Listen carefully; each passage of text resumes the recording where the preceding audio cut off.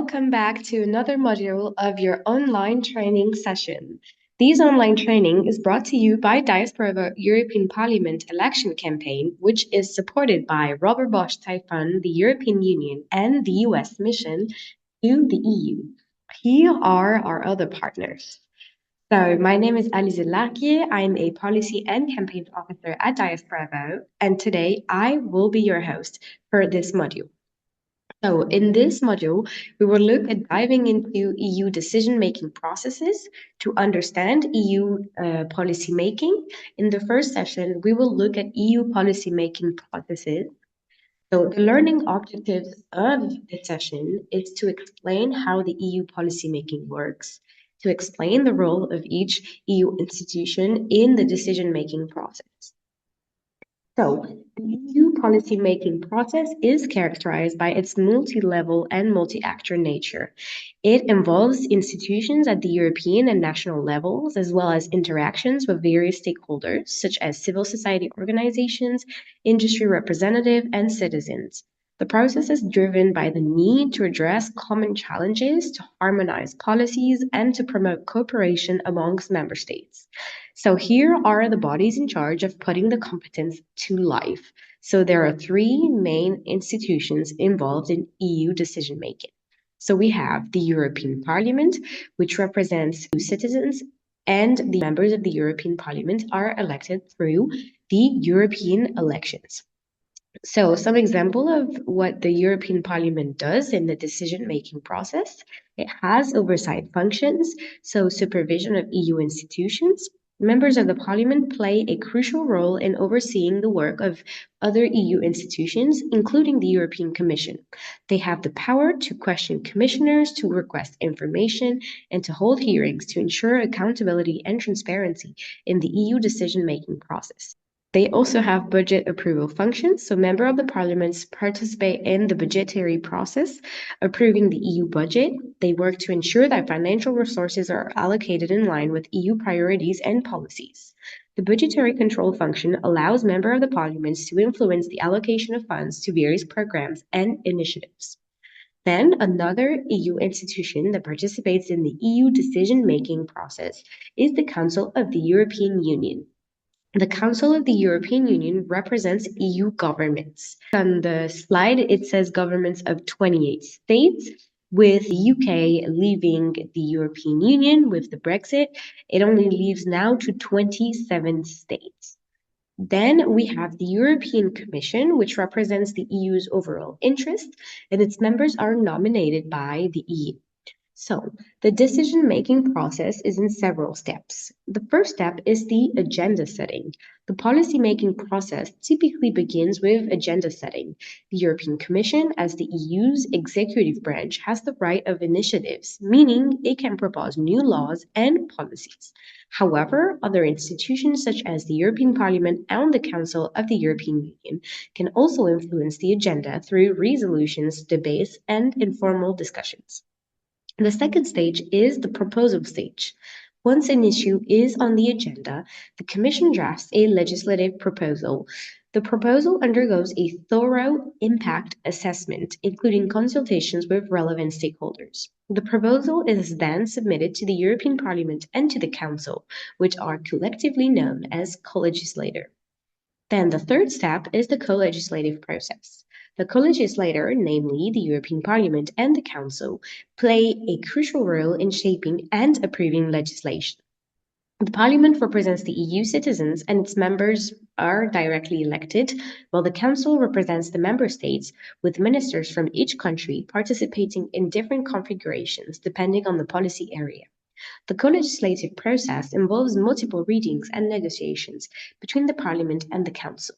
If they cannot reach an agreement, a conciliation process may be initiated, involving representatives from both institutions and mediated by the Commission.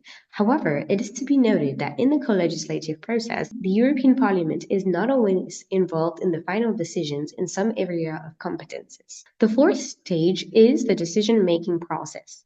In the Council, it often involves a system of qualified majority voting, where a proposal is adopted if it receives the support of a specified number of member states, representing a certain percentage of the total of the EU population. In some cases, unanimity is required, especially for sensitive issues. So, areas that require unanimity can be taxation, social security or social protection, the accession of new EU member state, a common foreign and security policy, the common security defense policy, and the operational police cooperation between member states. There is, however, an ongoing effort of the current Commission to reduce areas where unanimity is currently required. The European Parliament, on the other hand, usually decides by an absolute majority of votes cast and with a minimum number of members present. Parliament has gained more legislative power over the year through successive treaty reforms, making it an equal partner with the Council in many policy areas. The fifth stage of the decision-making process is the implementation and enforcement. Once a legislation is adopted, depending on its nature, it needs to be implemented at the national level. Regulations are directly applicable, while directives need to be transposed into national law, so their implementation and application therefore differs. Member states are responsible for incorporating EU law in their national legal system. The Commission monitors the implementation process and can take legal action against member states that fail to comply. The sixth stage of the decision-making is the evaluation and review. EU policies are subject to periodic evaluation to assess their effectiveness and relevance. This process involves gathering data, consulting stakeholders, and considering the impact on the ground. The evaluation may lead to adjustments, revisions, or proposals for new initiatives. The EU ex ante, ex post evaluation, and impact assessment are available publicly. Apart from the main institutions mentioned, other bodies and agencies contribute to the policy-making process. The European Economic and Social Committee and the Committee of the Regions provide input from organized civil society and regional and local authorities, respectively. The Commission and the Council are required to consult the Committee of Regions before taking decisions on matters concerning education, vocational training and youth, culture, public health, trans-European transport, telecommunication and energy network, economic and social cohesion. For the European Economic and Social Committee, there is mandatory consultation in certain areas specifically mentioned in the treaties. These areas are agricultural policy, free movement of persons and services, transport policy, harmonization of indirect taxation, approximation of laws in the single market, employment policy, social policy, education, vocational training and youth, public health, consumer protection, trans-European network, industrial policies, economic, social, and territorial cohesion, research and technological development in space, and the environment. Moreover, the EU is committed to ensuring democratic legitimacy and transparency in its decision-making processes. Citizens have the right to access documents and information related to EU policies. Public consultation, stakeholders' dialogue, and impact assessment are used to gather input and assess the potential effect of proposed measures. So, the first type of procedure that we have for the decision-making is the ordinary legislative procedure, which is co-legislation on equal rules. The ordinary legislative procedure gives the same weight to the European Parliament and to the Council of the European Union on 85 areas of policy, for example, energy, transport, the environment, and consumer protection. Most European laws are adopted jointly by the European Parliament and the Council. The Maastricht Treaty of the EU introduced a decision procedure which was then extended and made more effective with the Amsterdam Treaty. The Lisbon Treaty declared that the ordinary legislative procedure would be the main legislative procedure for the EU decision-making process. The procedure starts with a legislative proposal, as you can see on your screen, that comes from the Commission, which is followed by a maximum of three readings. The European Parliament and the Council of the European Union are co-legislator, and they need to adopt the legislation jointly. They have the same weight, meaning neither can adopt legislation without the agreement of the other on an identical text. What happens after is that there are interinstitutional negotiations. Both the European Parliament and the Council of the EU can agree on a compromise text, then conclude the procedure during any reading. They can reach these agreements thanks to interinstitutional negotiation, which can take the form of tripartite meetings, also called trilogues, between the European Parliament, the Commission, and the Council. As spoke about before, there also is conciliation. If the Council doesn't accept all amendments adopted by the Parliament at second reading, there is a conciliation procedure to be opened. It unravels with negotiations between the European Parliament and the Council within the framework of the Conciliation Committee in order to reach an agreement. Another procedure is the special legislative procedure to be used for a particular policy area, for example, internal market, which is part of shared competences, social protection, part of shared competences, custom union, part of exclusive competence. The legislator is the Council, and the European Parliament is required to give its consent to a legislative proposal or at least be consulted on it. The right of legislative initiative remains with the European Commission. The legal base for this procedure is Article 289 of the Treaty on the Functioning of the European Union in its second paragraph. Treaties do not give a precise description of special legislative procedures. The rules are therefore defined ad hoc on the basis of relevant treaty articles. There are different types of procedure under special legislative procedure. We have the consent procedure.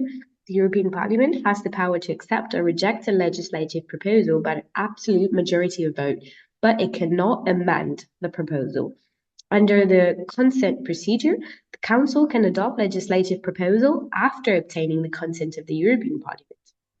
The Parliament therefore has the power to accept or reject a legislative proposal by an absolute majority of votes. The Council has no power to overrule the Parliament's opinion.